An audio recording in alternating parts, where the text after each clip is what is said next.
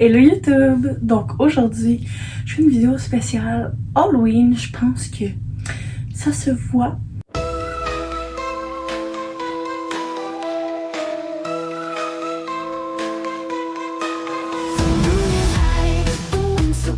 Donc aujourd'hui, je vais vous présenter mes recommandations pour l'Halloween, autant jeunesse que adulte.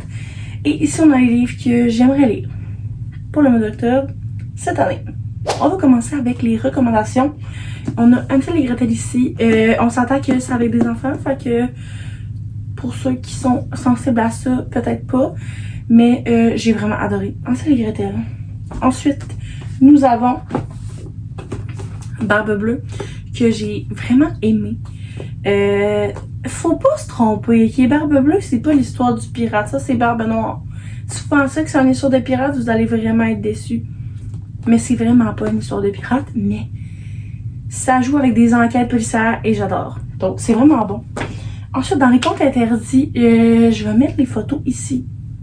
Et ici, on a Cendrillon de Sylvain Johnson, qui est ma foi horrible, mais que j'ai adoré. Et on a aussi Réponse. Ensuite, section enquête, je pense que j'en ai juste un. J'ai Les Agneaux de l'Aube de Steve Laflamme. C'est une enquête qui tourne autour de la littérature. C'est vraiment gore par moment, là. Mais honnêtement, j'ai adoré. Et il y a un tome 2 qui est justement dans ma pile à lire pour cette année, qui est 23 jours de haine. Je peux pas vous en parler plus parce que je l'ai pas lu, mais j'ai vraiment très hâte de le lire. Ensuite, si vous allez un petit peu dans le côté fantasy, ce n'est pas un livre que j'ai apprécié parce qu'on m'a dit que c'était une romance. Mais si je me dis que c'est une quête fantaisique, j'aurais aimé probablement le livre Cendrillon est morte. Ça fait pas peur vraiment, mais c'est plus, t'es dans un univers un peu plus magique. Sorcière, conte de fées. Donc je me dis, si vous voulez aller un petit peu avec le côté magique d'Halloween, ça pourrait vous plaire. Ensuite, du côté romance, mais aussi enquête, je pense que vous le connaissez tous. On a Un automne pour te pardonner de Morgane Moncomble. Je l'ai adoré, l'enquête, elle est formidable. Et la romance aussi. Donc, d'ailleurs, je pense que vous avez peut-être reconnu, ceux qui connaissent le livre, le lien entre mon chandail et le livre. D'ailleurs, merci la Clos Locaux, c'est elle qui l'a fait. J'ai vraiment adoré ce livre-là.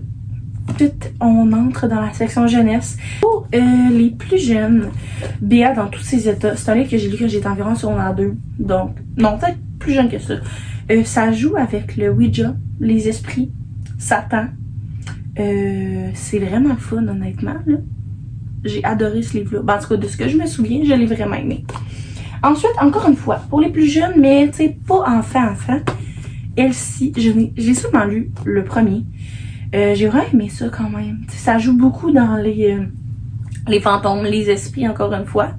Donc, si ça vous intéresse, c'est québécois en plus. Fait que, on y va. Maintenant, on entre dans les livres pour les encore plus jeunes. Vraiment, pour un livre de lecture, c'est un classique, là. L'étrange Noël de Monsieur Jack. Ouais, de Monsieur Jack de Tim Burton. C'est dans la collection des petits classiques.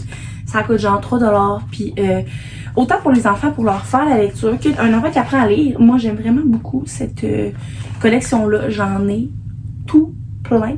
J'ai vraiment hâte qu'ils le fassent en hardcover. Parce que ça, les enfants, ils brisent souvent.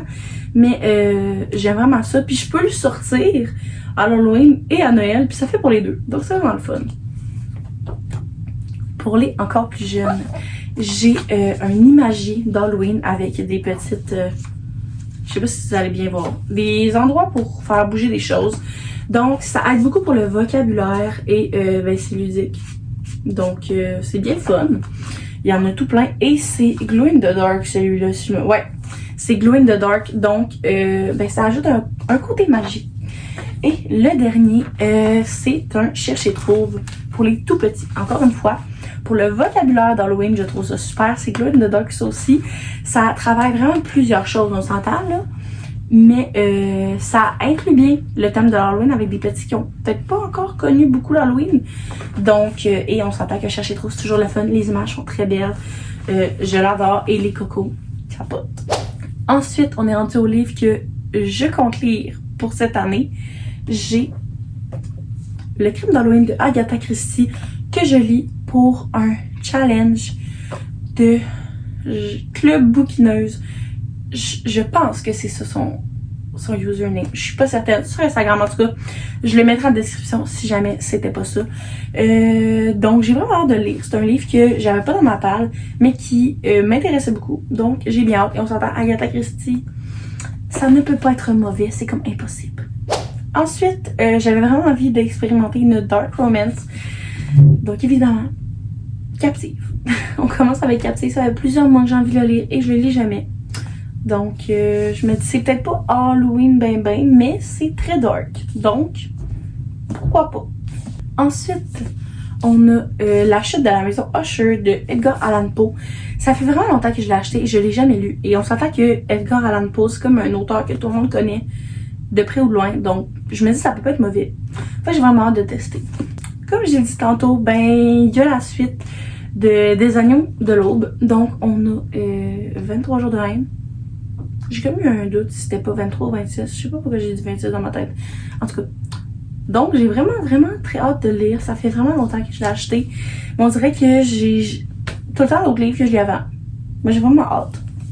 Et pour finir, je n'ai pas le livre avec moi parce que je l'ai jamais acheté. Mais je pense l'acheter. J'ai Le joueur de flûte. Écrit par Sylvain Johnson. Honnêtement, j'ai vraiment hâte de le lire. Une de mes amies l'a lu et ça a l'air que c'est vraiment bon. Fait que j'ai très hâte. Donc, n'hésitez pas à me dire en commentaire les livres que vous avez lus. Qu'est-ce que vous en avez pensé? Et c'est quoi, vous, votre pal d'Halloween cette année?